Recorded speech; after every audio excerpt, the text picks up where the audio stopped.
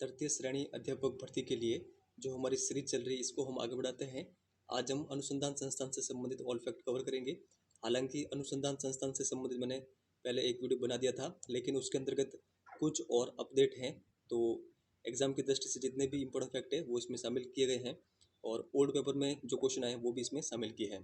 तो ये हमारा कंप्लीट मैटर वाला वीडियो है, तो आप इसे अच्छे से देखिएगा। और लास्ट जो हमारा वीडियो था वो था राजस्थान की फ्लैगशिप योजना से संबंधित। वो मैटर आपको कितना याद हुआ है उसके संबंध में सबसे पहले आज हम आपसे ये क्वेश्चन पूछ रहे हैं, जिसका आंसर आपको इस वीडियो के कमेंट सेक्शन में देना है। मुख्यमंत्री कन्यादान योजना को कब प्रारंभ किया गया? तो आपके सामने ऑप्शंस दे रखे हैं, जो भी इसका सही आंसर हो वो आपको कमेंट सेक्शन में लिख के बताना है। तो चलिए इस वीडियो की शुरुआत करते हैं क्वेश्चन नंबर फर्स्ट से। केंद्रीय शुष्क क्षेत्र अनुसंधान संस्थान जोधपुर की स्थापना कब की गई? यानी काजरी की स्थापना कब की गई? देखिए सही आंसर है 1959 के अंतर्गत। फर्स्ट नंबर ऑप्शन हमारा सही आंसर होगा। इसकी स्थापना ऑस्ट्रेलिया और यूनेस्को के सहयोग से की गई है, जोधपुर में। इसके अलावा इसके 5 जो उपकेंद्र वो कहाँ पर है? बीकानेर, जैसलमेर, पाली, भुज और लद्दाख में। तो ये फैक्ट आप ध्यान रखिएगा। शुष्क वन अनुसंधान संस्थान अफ्रीका की स्थापना कहाँ पर की गई? तो देखिए अफ्रीका की स्थापना जोधपुर में की गई है।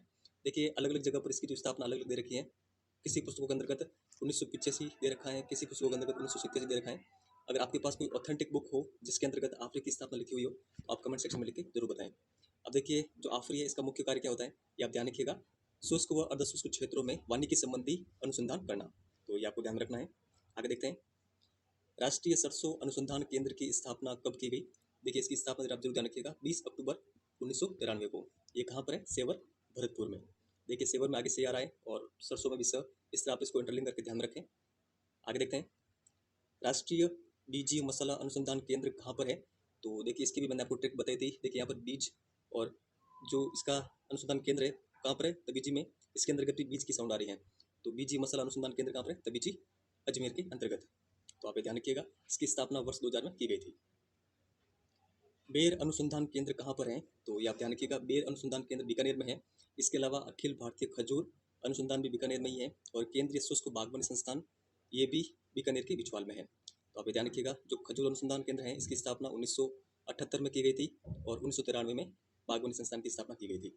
हालांकि फर्स्ट ग्रेड एग्जाम ये क्वेश्चन एज इट इज बना था और अनुसंधान वाले जो मैंने पहला वाला वीडियो था उसके अंतर्गत इफेक्ट मैंने आपको बताया था, तो डायरेक्टली क्वेश्चन बना था फर्स्ट ग्रेड के अंतर्गत। मक्का अनुसंधान केंद्र कहाँ पर है? तो ये आप ध्यान रखिएगा बांसवाड़ा के अंतर्गत है। और जो ये अनुसंधान केंद्र है इसके द्वारा कुछ विकसित मक्का की किस्में हैं, माही कंचन और माही धवल। तो ये आप ध्यान रखिएगा। चावल की किस्म का नाम भी आप ध्यान रखिएगा, माही सुगंधरा और चंबल।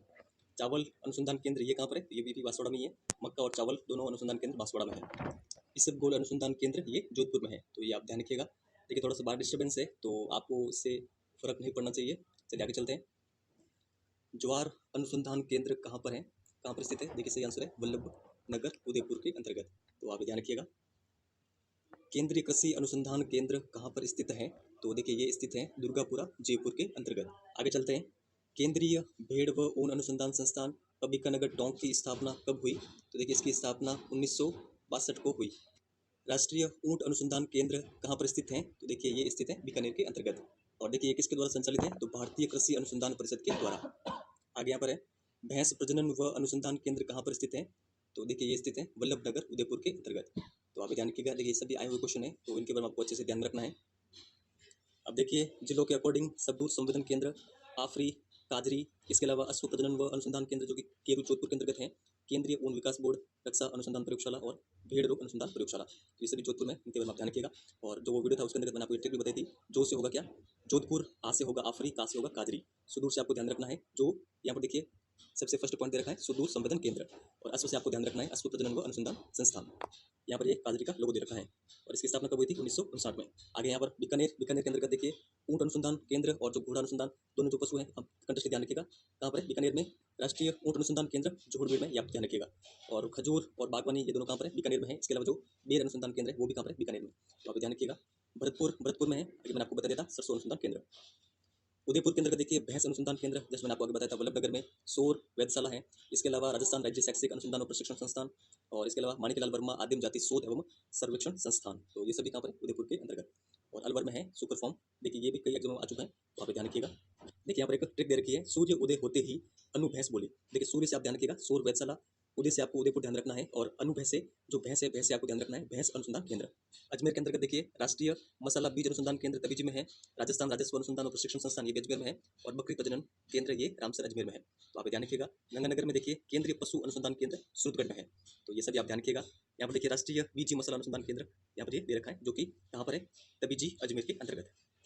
आगे यहाँ पर देखिए टोंक के अंतर्गत सबसे इंपॉर्टेंट है अम्बेडकर में जो स्थित है केंद्रीय भेड़ व ऊन अनुसंधान संस्थान।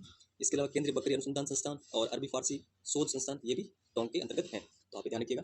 झुंझुनू में देखिए एक है सबसे अधिक इंपॉर्टेंट, जो कि पिलानी के अंतर्गत है, केंद्रीय इलेक्ट्रॉनिक अभियांत्रिकी अनुसंधान संस्थान, जो कि 1953 के अंतर्गत बना था। तो आप ध्यान रखिएगा। जयपुर के अंतर्गत देखिए राजस्थान कृषि विपणन अनुसंधान संस्थान, भेड़ व ऊन प्रशिक्षण संस्थान, इसके अलावा राष्ट्रीय आयुर्वेद शोध संस्थान, ये तीनों जयपुर में है।